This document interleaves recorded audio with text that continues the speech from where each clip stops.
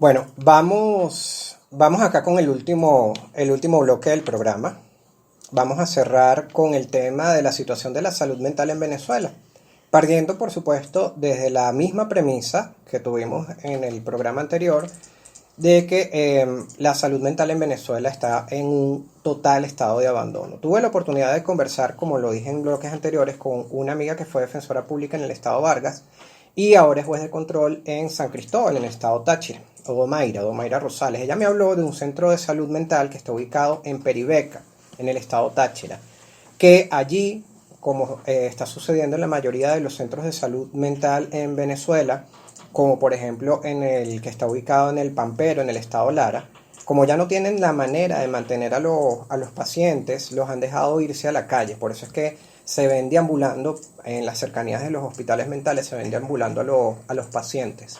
Eso sucede en las calles de San Cristóbal, sucede en el estado Lara y estoy seguro que debe suceder, por ejemplo, en Lídice, en las cercanías de Lídice, en el hospital psiquiátrico de Lídice, acá en Caracas, ¿no? Respecto al sanatorio mental de Catialamar, me explicaba Mayra, ella tuvo la oportunidad de visitarlo en varias oportunidades cuando era defensora pública en el estado Vargas. Ella, ella me decía que, me explicaba que en principio eso se pensó como un hospital para niños excepcionales. Yo supongo que eso tuvo que haber sido ahorita con el cambio, ahorita con el gobierno actual, que por supuesto que ellos cambiándole el nombre el nombre a todas las cosas, pues seguramente le habrán cambiado el nombre al Hospital Psiquiátrico Infantil de Catialamar, porque en la década de los 80, se conocía que, por eso traemos a colación acá el tema del programa Alerta, se conocía como un hospital psiquiátrico infantil, ¿no? Sin embargo, pues nada, en definitiva, pues hospital de niños excepcionales u hospital psiquiátrico infantil, el hecho es que esto se ha convertido en un depósito de seres humanos, por lo menos los pocos que quedan allí, ¿no? Que por supuesto, pues la mayoría han sido abandonados por sus familias y también por el Estado, ¿no? De eso también conversamos en el programa anterior. Entre ellos, pues, por supuesto que los pacientes esquizofrénicos, que yo pienso que es como que una de las enfermedades mentales que merece como mayor cuidado, ¿no? Ella me comentó que ella recordaba el caso de 3 pacientes que ellos en el hospital debían mantenerlos aislados y encerrados precisamente por el tema de la falta de medicación, porque a veces a esos 3 pacientes, pues que era un muchacho y 2 muchachas, les daba por deambular desnudo y tener orgía entre ellos por todo el hospital. Y bueno, y volviendo a este tema del hospital psiquiátrico de Catialamar, recordemos, como yo lo señalaba en el programa anterior, que el tema del programa Alerta, ¿no? Que eso fue en la década de los 80, fue un programa que, como decía la vez pasada, fue bastante controversial porque la consecuencia fue que no solamente cancelaron el programa, sino que sancionaron a Radio Caracas Televisión, una orden presidencial, los suspendieron por 24 horas por parte del presidente Luis Herrera Campis, que era el presidente en esa época.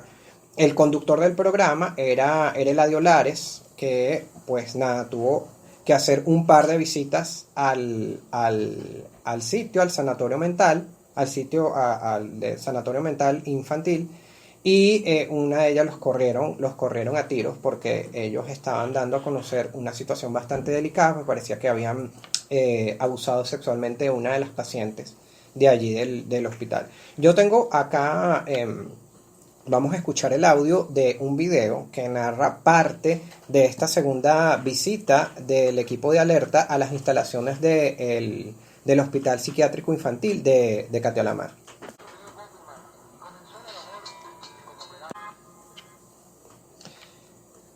Bueno, mi amiga Odomaira ya también recuerda el caso, una persona que le correspondió atender ahí en las oficinas de la Defensoría Pública en Vargas.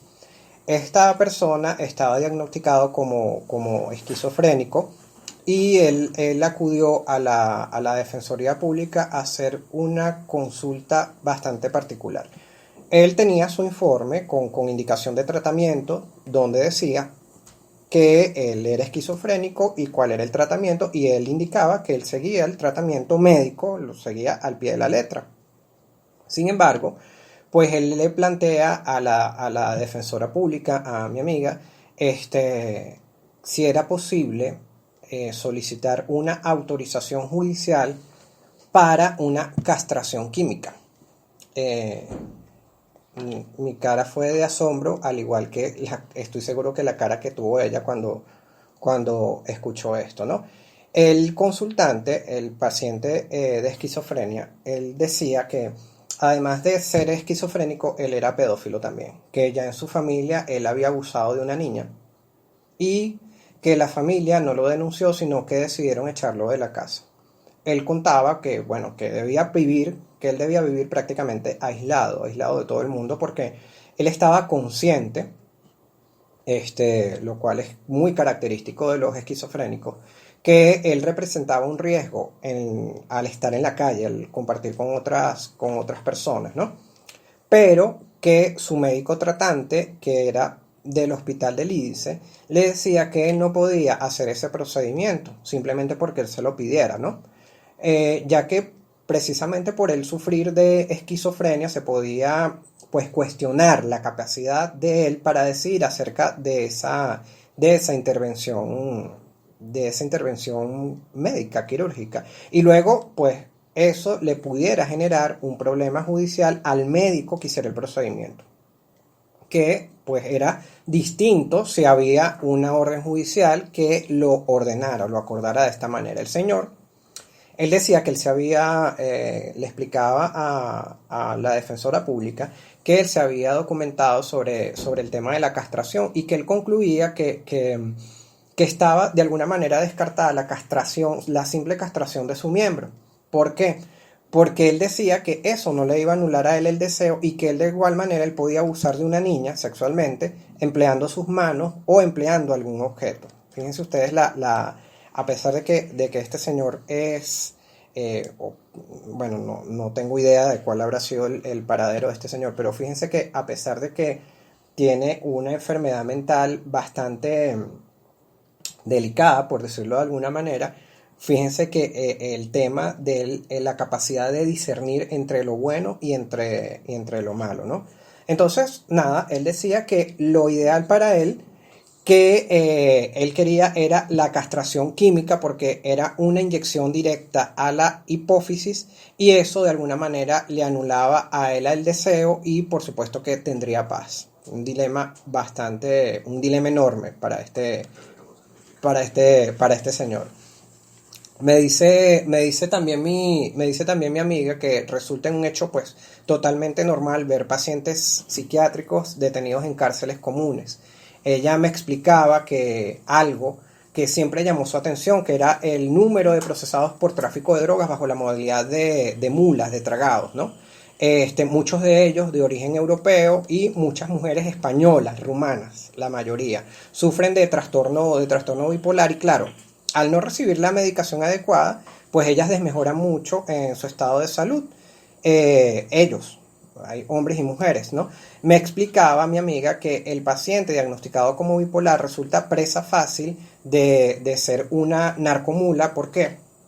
Porque cuando ellos están en su etapa maníaca o de euforia, ya que se creen invencibles y aceptan retos, entonces son presa fácil, porque ellos lo que están buscando es alguna manera de demostrar su poder y de alimentar su ego. Claro, esto todo por supuesto que se resuelve con una medicación adecuada. Vamos a hablar un poco nuevamente sobre el caso del monstruo del Ávila, ya que acá hay algunos datos interesantes que la vez pasada no indicamos. Como lo dijimos la vez pasada, recordemos que el caso del monstruo del Ávila data del año 1993.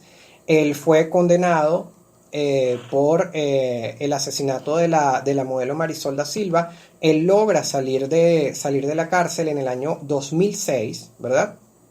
Y para el año 2011 exactamente, él vuelve a salir, ¿no? Él sale y poco tiempo después él vuelve a recaer en una situación de abuso sexual contra una joven de 21 años.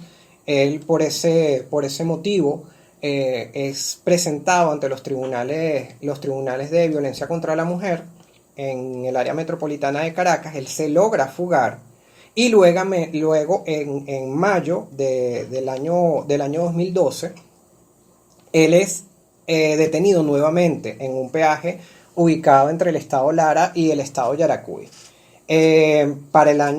Justamente para el año 2012, él fue condenado a 15 años de prisión por violencia sexual agravada en perjuicio de esta joven de 21 años y lo mandan para el internado judicial de Los Teques. Yo tuve la oportunidad de conversar como les había dicho, con la ex juez de violencia contra la mujer, con Rosa María Marjota, que fue la que conoció el caso en los tribunales de violencia contra la mujer en la etapa, en la etapa intermedia y la etapa de investigación, cuando ella estaba a cargo del Tribunal Segundo de Control. Ella me explicaba algunas cosas, conversamos sobre algunas cosas que ya hablamos acá en el programa anterior, sobre lo que hay que tener en cuenta al momento de tratar con este tipo de situaciones, ¿no? El tema de la calificación de las enfermedades, que hay enfermedades mentales donde el enfermo está en un mundo distinto al real y en lo que él hace, él piensa que de verdad está sucediendo, de verdad en ese episodio, pues. Esto, por supuesto, se agrava cuando, por supuesto, no toman la medicación que los ayuda a controlarse un poco. Uno de los aspectos que también se cuestiona en el ámbito penal es, por ejemplo, cuando estas personas de manera consciente y deliberada no toman el medicamento que los ayuda a controlarse. Cosa contraria que pasaba con el señor que hablábamos anteriormente de la castración química.